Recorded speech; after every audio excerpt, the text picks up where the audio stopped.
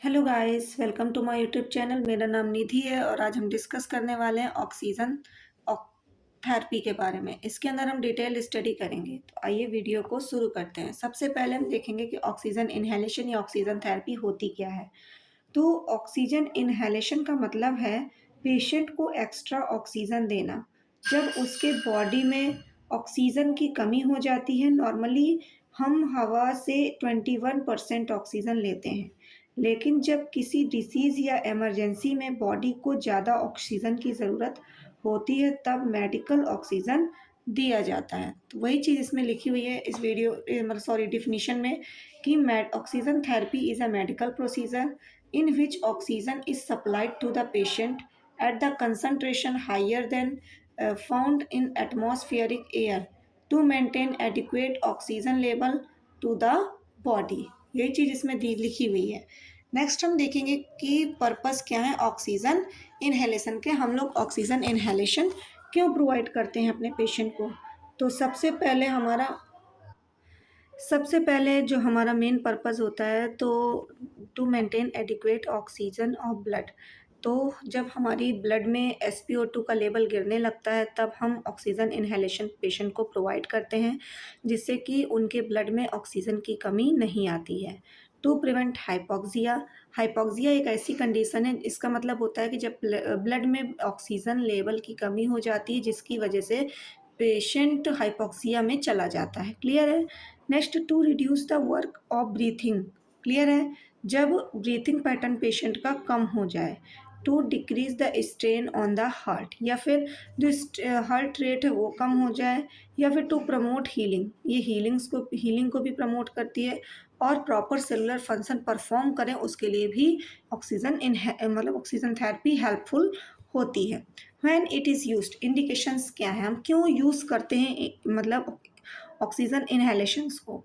तो ऑक्सीजन इनहेलेशंस हम लोग बहुत सारी कंडीशंस में यूज़ करते हैं, जैसे कि कुछ हमारे रिस्पायरेटरी डिसऑर्डर्स हैं, जैसे कि क्रोनिक ऑब्स्ट्रक्टिव पल्मोनरी डिसीज़। यानी इसमें हम लोग हम लोग इसमें ये बहुत ही ज़्यादा क्रोनिक ऑब्स्ट्रक्शन क्रिएट हो जाता है हमारे लंग्स में। इसके कारण हम लोग प्रॉपर सांस नहीं ले पाते और हमारे ब्लड में ऑक्सीजन की कमी हो जाती है। ये एम्फाइसेमा, ब्रोंकाइटिस और अस्थमा का कॉम्बिनेशन होता है। नेक्स्ट हम देखेंगे अस्थमा। ये अस्थमा की कंडीशन है और निमोनिया। क्लियर है। और नेक्स्ट कंडीशन है हमारी कार्डियक कंडीशन। कार्डियक कंडीशन में हमारा जो होता है हार्ट फेलियर हो जाता है या मायोकार्डियल इन्फेक्शन भी हमारा इसी के अंदर काउंट किया जाता है। नेक्स्ट कंडीशन आ जाती है हमारी शॉक की और trauma of the severe blood loss, या किसी को ट्रॉमा हो जाए या फिर किसी को किसी प्रकार का सीवियर ब्लड लॉस हो जाए, या फिर पोस्ट ऑपरेटिव रिकवरी के दौरान भी हम लोग ऑक्सीजन इनहेलेशन प्रोवाइड करते हैं अपने पेशेंट को। कार्बन मोनोऑक्साइड की पॉइजनिंग हो जाए यानी हाइपर कैपेनिया कॉज हो जाए। हाइपर कैपेनिया का मतलब होता है जब ब्लड में CO2 का लेवल बढ़ जाता। जाहिर सी बात है अगर पेशेंट की बॉडी में ऑक्सीजन घट रहा है तो बॉडी में CO2 भी तो प्रेजेंट है, दोनों इक्वल होना बहुत ज़रूरी होता है। अगर ऑक्सीजन घट रहा है तो CO2 बढ़ेगा। क्लियर है। तो अगर कार्बन मोनोऑक्साइड या कार्बन डाइऑक्साइड या फिर इनकी पॉइजनिंग हो जाए तब भी हम इनको ऑक्सीजन इनहेलेशन प्रोवाइड कराते हैं। नेक्स्ट, कोविड-19 की कंडीशन में या फिर अदर रेस्पिरेटरी इन्फेक्शंस में हम लोग ये सारी चीज़ें ये सारी चीज़ें मैं बोल रही हूँ, मतलब नॉर्मली हम लोग इन ऑक्सीजन इनहेलेशन प्रोवाइड कराते हैं। कितने मेथड से हम लोग पेशेंट को अपने ऑक्सीजन एडमिनिस्ट्रेशन कर सकते हैं। क्लियर है। जिसमें से हमारा पहला मेथड है नेज़ल कैनुला। नेज़ल कैनुला जो होता है इसमें हम लोग नाक की मदद से हम लोग सांस लेते हैं नॉर्मली। तो ये मोस्ट कॉमन मेथड होता है जिसमें हम लोग इनहेल करते हैं नेज़ल कैनुला की मदद से, या नेज़ल इनहेलेशन या फिर नेज़ल कैनुला। आप लोगों ने देखा होगा एक ऐसा ट्यूब लाइक स्ट्रक्चर होता है जिसमें इस टाइप के दो रॉड टाइप निकला होता है, जिसमें से कंटिन्यू ऑक्सीजन निकलती रहती है और इन्हें हम पेशेंट के दोनों नोज़ के होल्स में सेट कर देते हैं। तो उस टाइप के स्ट्रक्चर को हम नेज़ल कैनुला बोलते हैं। ये मोस्ट कॉमन मेथड है और इसमें हम नॉर्मली 1 से 6 लीटर पर मिनट ऑक्सीजन प्रोवाइड करा देते हैं। इसका ऑक्सीजन जो कंसंट्रेशन होता है वो 24 से 44% होता है। ये कंफर्टेबल होती है और इसमें पेशेंट खाना भी खा सकता है आसानी से और बात भी कर सकता है। नेक्स्ट है हमारा simple face mask. Simple face mask क्या होता है? इसका ऑक्सीजन फ्लो जो होता है वो 5 से 10 लीटर पर मिनट होता है। क्लियर है? ये डिलीवर करती है 40 से 60% ऑक्सीजन। क्लियर है? Used for moderate oxygen requirement, ये मॉडरेट ऑक्सीजन रिक्वायरमेंट्स को पूरा करती है। आप लोग देख सकते हैं हम लोग के हॉस्पिटल्स में जो नॉर्मली ऑक्सीजन इनहेलेशन वाला जो सिंपल फेस मास्क है वो यूज़ किया जाता है, वो रहा ये। क्लियर है? ये रहा हमारा सिंपल ऑक्सीजन मास्क या सिंपल मास्क। क्लियर है? नेक्स्ट है हमारा venturi mask. Venturi mask provide precise oxygen concentration, यानी जब डॉक्टर एक नियमित कंसंट्रेशन पर जब हमें किसी को ऑक्सीजन एडमिशन करनी होती है, उस दौरान हम लोग वेंचुरी मास्क का यूज़ करते हैं। ये मतलब मेजरमेंट के अकॉर्डिंग ही उसमें ऑक्सीजन ट्रांसफ़र करती है पेशेंट को। क्लियर है? इसमें हम लोग इसमें ये किसके लिए यूज़ होती है? खास करके हम लोग सीओपीडी के पेशेंट में यूज़ करते हैं। ये अलग अलग कोड और अलग अलग एडॉप्टर कंट्रोल ऑक्सीजन लेवल्स में आते हैं। क्लियर है? जैसे कि आप देख सकते हैं ये रहा हमारा नॉर्मल सा वेंचुरी मास्क, लेकिन इस टाइप के इसमें कलर कोडेड होते हैं। ये हमारा ट्यूबिंग माना जाता है, ये हमारा मास्क हो गया। और इसके ज़रिए देखिए ये जो हमारा एडॉप्टर है ये अलग अलग रंग के आते हैं, जैसे कि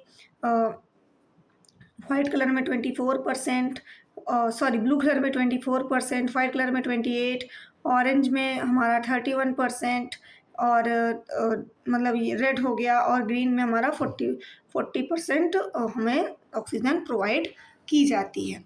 नेक्स्ट हम देखेंगे non breather mask. Non breather mask deliver high concentration. इसमें हम लोग हाई कंसंट्रेशन की ऑक्सीजन को प्रोवाइड करते हैं, जो कि 90 या 100% कंसंट्रेशन से भी ज़्यादा हो सकती है।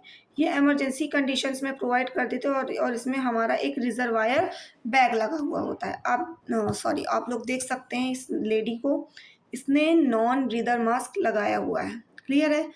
नेक्स्ट हम लोग देखेंगे ऑक्सीजन टेंट्स क्या होते हैं। ऑक्सीजन टेंट्स या ऑक्सीजन हुड हम लोग चिल्ड्रंस को यूज़ करवाते हैं। ये मेनली पीडियाट्रिक पेशेंट्स के लिए यूज़ किया जाता है इस टाइप्स का। ये देखिए ये जो स्ट्रक्चर है आपका ये ऑक्सीजन हुड का ही है। नेक्स्ट हम देखेंगे सोर्सेस क्या हैं ऑक्सीजन के। तो सबसे पहले तो हमारे ऑक्सीजन सिलेंडर्स में ऑक्सीजन हमें प्रोवाइड की जाती है, या फिर सेंट्रल ऑक्सीजन सप्लाई की जाती है हमें पाइपलाइन सिस्टम के थ्रू हॉस्पिटल्स के अंदर, या फिर ऑक्सीजन कंसनट्रेटर हमें कॉमनली हमारे घरों में यूज़ किए जाते हैं। प्रोसीजर ऑक्सीजन एडमिनिस्ट्रेशन का प्रोसीजर क्या है? तो सबसे पहले हमें डॉक्टर से परमिशन लेनी है। डॉक्टर जितना हमें प्रिस्क्राइब करेगा, कितना फ्लो रेट है, कौन से मेथड से हमें प्रोवाइड करनी, ये सारी चीज़ें हमें वेरीफाई करनी है डॉक्टर से। जब तक हमें डॉक्टर ऑर्डर नहीं देगा कि इस पेशेंट को ऑक्सीजन एडमिनिस्टर करना है, तब तक हम अपनी मन से किसी भी पेशेंट को ऑक्सीजन एडमिनिस्टर नहीं कर सकते हैं। हमें प्रॉपरली प्रोसीजर को एक्सप्लेन करना है पेशेंट को। हम पहली बात बच्चों की, कोई भी प्रोसीजर हम लोग पेशेंट को एक्सप्लेन किए बिना नहीं परफॉर्म करते हैं। अगर पेशेंट कॉन्शियस है तो हम डायरेक्टली पेशेंट से कंसर्ट फॉर्म साइन कराते हैं और उससे पूछते हैं, और अगर वो अनकॉन्शियस है तो उस कंडीशन में उसके साथ जो उसके अटेंडर्स होते हैं उन लोगों से हमें कंसल्ट करना बहुत ज़रूरी होता है। हमें प्रॉपर इक्विपमेंट्स असेंबल करना होता है जो हम प्रोसीजर करने वाले हैं, और अपने सारे इक्विपमेंट्स को प्रॉपर चेकआउट करना होता है। नेक्स्ट हमारा पोजीशन, पेशेंट की जो पोजीशन है, हम लोग इसमें ऑक्सीजन एडमिनिस्ट्रेशन के दौरान सेमी फाउलर पोजीशन प्रोवाइड कराते हैं। नेक्स्ट सबसे ज़्यादा क्वेश्चंस बेटा जो हैं पोजीशंस के ऊपर आते हैं, तो इस चीज़ को आप लोग ध्यान रखिएगा। अटैच एप्रोप्रिएट ऑक्सीजन डिवाइस, आप कौन सी ऑक्सीजन डिवाइसेस से, जिन भी ऑक्सीजन डिवाइसेस से आप ऑक्सीजन अपने पेशेंट को सप्लाई कराने वाले हैं, उन ऑक्सीजन डिवाइसेस को आप लोग अटैच कर दोगे, और उसको जितना भी डॉक्टर ने आपको प्रिस्क्राइब किया है उतनी ऑक्सीजन आप लोग अपने पेशेंट को प्रोवाइड कराओगे। Next time to time patient के रिस्पांस को मॉनिटर करोगे, और ऑक्सीजन सैचुरेशन यानी SpO2 लेवल को भी डिटेक्ट करते रहोगे। नेक्स्ट नर्सिंग रिस्पॉन्सिबिलिटीज़ क्या है after oxygen therapy in administration. तो सबसे पहले जो नर्स होगी वो पेशेंट के वाइटल साइन और ऑक्सीजन सैचुरेशन यानी SpO2 लेवल को रेगुलरली चेकआउट करती रहेगी। एंश्योर करेगी वो करेक्ट ऑक्सीजन फ्लो रेट को, चेक करेगी प्रॉपर इक्विपमेंट्स और उनकी फंक्शनिंग को। नेक्स्ट मेंटेन करेगी ह्यूमिडिफिकेशन को और प्रिवेंट करेगी ड्राइनेस को। क्लियर है? नोज ड्राई नोज की प्रॉब्लम आ जाती है ऑक्सीजन थेरेपी के दौरान। क्लियर है? इस चीज़ को याद रखिएगा। जब भी हम बेटा किसी को ऑक्सीजन थेरेपी प्रोवाइड करते हैं तो पेशेंट को जो कॉमन कॉम्प्लिकेशन यानी जो कॉमन इफ़ेक्ट दिखता है वो हमारा ड्राई नोज़ होता है, ठीक है? नेक्स्ट हम लोग हाइपोक्सिया को भी ऑब्ज़र्व करना है और ऑक्सीजन टॉक्सिसिटी को भी मतलब ऑब्ज़र्व करने हैं। हम लोग को प्रोवाइड करना है ओरल और नेज़ल केयर और एजुकेट करना है अपने पेशेंट को ऑक्सीजन सेफ्टी के बारे में। क्लियर है? तो आज की वीडियो में इतना ही। आई होप कि आपको ऑक्सीजन इन्हेलेशन या ऑक्सीजन थेरेपी से रिलेटेड सारे डाउट्स क्लियर हुए होंगे और आपको ये वीडियो पसंद आया होगा। तो अगर आपको ये वीडियो अच्छी लगी हो तो आप मेरे चैनल को प्रमोट करें, चैनल को सब्सक्राइब करें एंड बेल आइकन को प्रेस करें। Thank you.